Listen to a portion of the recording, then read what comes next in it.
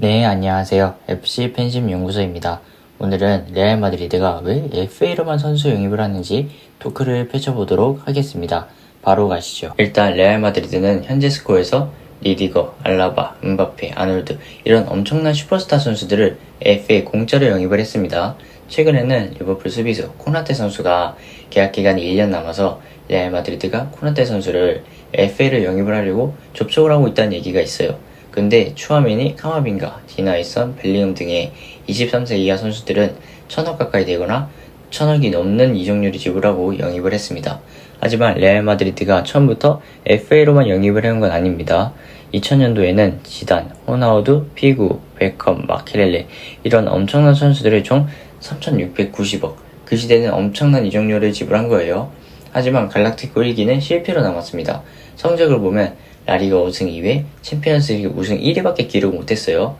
실패에는 여러 가지 이유가 있는데 몇 가지만 말하자면은 첫 번째, 공수 밸런스 붕괴입니다.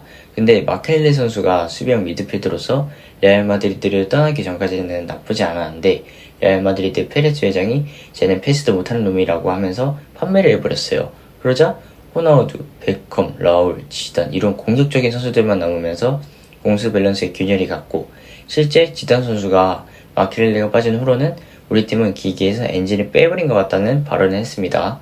그리고 두 번째로는 전술적 부재입니다. 이런 엄청난 선수들을 영입한 건 다 레알 마드리드의 페레즈 회장이 원한 마케팅용 영입이에요.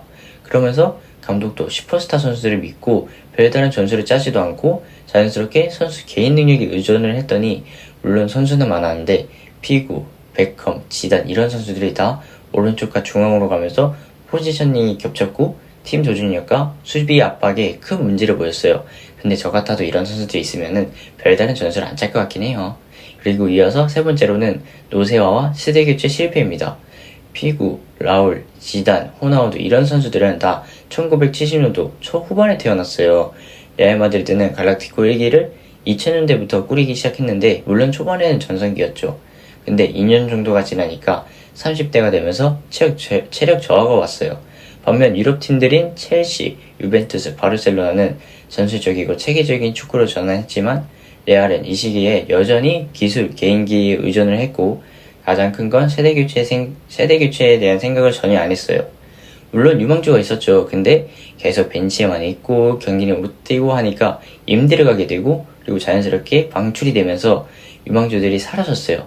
근데 페레즈 회장은 계속 스타 선수 영입에만 집중을 하니까 갈락티코 1기는 실패로 나왔습니다. 이후 페레즈 회장은 사임을 했다가 2009년에 다시 레알 마드리드 회장으로 복귀를 했고 갈락티코 2기를 꾸렸는데 1기와는 전혀 다른 영입 정책으로 바꿨어요. 1기 때는 마케팅, 인기, 스타성 있는 선수들을 영입을 했고 감독도 있었는데 회장 중심으로 돌아갔어요. 그리고 수비, 중원, 보감도 없었고 유망주 투자도 거의 안 했는데 2기 때는 싹 다 바꿨습니다. 복귀를 하자마자 호날두, 카카, 벤지마를 영입했지만 수비적인 사비 알론소, 아르벨로알, 알비오 선수를 영입하면서 전술과 스타성을 다 가져가는 영입을 했어요.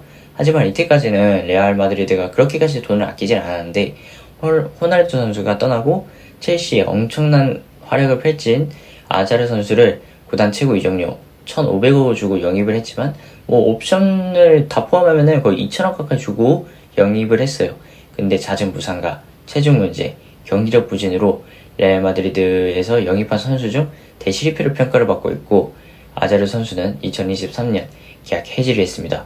이후에는 비니시우스, 호드리고, 벨링엄, 추아메니, 카마빈가, 밀리탕 이런 선수들을 영입하면서 전략적으로 젊은 재능에 투자를 굉장히 많이 했어요.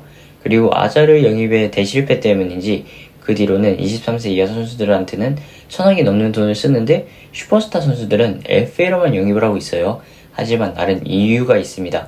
일단 요즘 슈퍼스타 선수들을 영입하려면은 기본으로 1,000억에서 2,000억은 지불을 해야 합니다.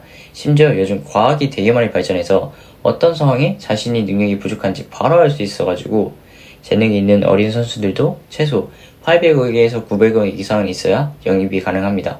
근데 FA로 영입을 하면은 계약할 때 약속했던 연봉, 계약금을 지불해야 했던 이적료를 그냥 줘버리면 돼요. 아마 이래서 레알 마드리드가 축구팀 중에서 가장 돈이 많은 팀이 되지 않았을까 싶습니다. 하지만 가장 큰 이유는 재정적 페어플레이입니다. 슈퍼스타들은 너무 큰 돈을 주고 계속 영입을 하게 되면은 재정적 페어플레이에 걸릴 수 있습니다. 예를 들면은 맨시티가 많은 논란이 됐었죠. 뭐 2부 리그로 강등된다, 승점이 삭감된다는 등 정말 많은 논란이 있었죠. 그리고 마지막으로는 선수가 선택권을 가지는 시대니까 많은 팀들이 많은 돈을 쓰면서 선수를 영입하려 해도 선수가 그 팀을 원하지 않으면은 영입하는 게 어려워졌어요. 근데 FA가 되면서 좀 되게 알아서 오는 선수가 되게 많아졌습니다. 근데 레알 마드리드는 챔피언스 리그에서 15번 정도 우승을 했어요. 압도적으로 최다 우승팀이니까 오히려 선수들이 더 오려고 하는 선수들이 더 되게 많을 거예요. 근데 많은 분들이 이렇게 생각하시는 분들이 되게 많아요. 이렇게 되면은 너무 FA로만 영입을 하게 되면은 좀 선수 스쿼드층이 되게 얇아지지 않냐 하는 분들이 계실 수 있는데, 현재 레알 마드리드 공격진에는 음바페, 호드리고, 비니시우스 이런 선수들이 왼쪽 오른쪽 윙어를 볼 수 있을 뿐더러 스트라이커 자리까지 볼 수 있어요. 한마디로 굉장히 다재다능하고 멀티 포지션 소화 능력이 굉장히 뛰어나다고 볼 수 있습니다. 다 미드필더로 좀 내려오면은 벨링엄, 추아메니, 카마빈가, 발베르데 이런 선수들도 공격진과 똑같이 멀티 포지션 소화 능력이 굉장히 뛰어난 선수들이에요. 그리고 발베르데와 벨링엄 선수는 3개, 4개 이상의 포지션을 소화가 가능한 선수들이기 때문에 좀 선수층이 얇다는 건 좀 아니다라고 볼 수 있습니다. 그리고 벤치에 있는 선수들도 멀티 포지션 소화 능력이 굉장히 뛰어난 선수들이 많기 때문에 그렇게만 걱정을 하지 않으셔도 됩니다. 저는 영상 여기서 마치도록 하겠습니다. 제 팬분들과 시청자분들 그리고 구독자분들 제 영상 시청하시느라 정말 고생 많으셨고, 저는 다음번에 더 좋은 축구 컨텐츠로 찾아뵙도록 하겠습니다. 그리고 팬심으로서 구독은 큰 힘이 됩니다.